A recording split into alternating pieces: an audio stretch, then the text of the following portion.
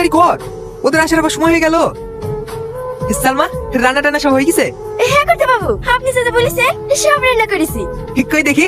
আপনি অত উত্তেজিত হবেন না, এমনিতে আপনার হার্টের সমস্যা। আজ 20 বছর পর আমার ছেলে লন্ডন থেকে বাড়ি আসছে, আমি উত্তেজিত হব না তো কি হবে? দে তুই দে, দেখি কেমন হয়েছে। খুব সুন্দর হয়েছে।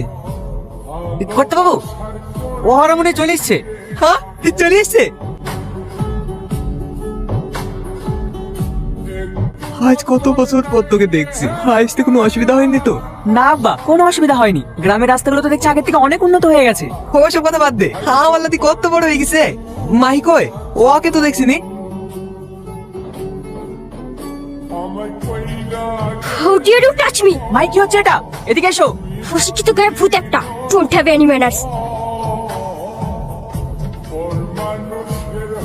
সালমা, আমি কি মেম সাহেবকে ধরে খুব ভুল করেছি? না ধরলে তো পড়েই যেত। মন খারাপ করিস না ভাই, মেম সাহেব মনে হয় বুঝতে পারেননি। গ্রামের মধ্যে তো তুমি অনেক সুন্দর বাড়ি তৈরি করেছো দাদু। আমার যা কিছু আছে সবই তো তোদেরই। সালমা, রকি আর মাহির ঘরটা দেখি দিগা। যা মাহি, মুখ হাত পাটা ধুই আয়, সবাই একসাথে খাওয়া দাওয়া করবো।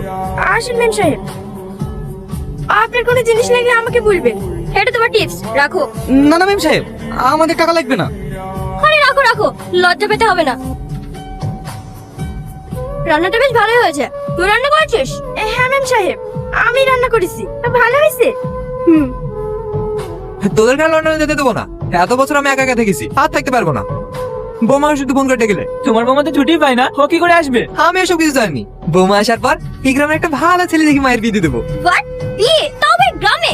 No way. হ্যাঁ বিয়ে, তোর বিদি তোকে আর নাত জামাইকে আমার কাছে রেখে দেবো। সালমা, সবার খাওয়া হয়ে গেলে যে খাবারগুলো থাকবে তোরা বাড়ি চলে যাস। ঠিক আছে করতে বাবু। আব্বা, তোরা চলে এসছি মা?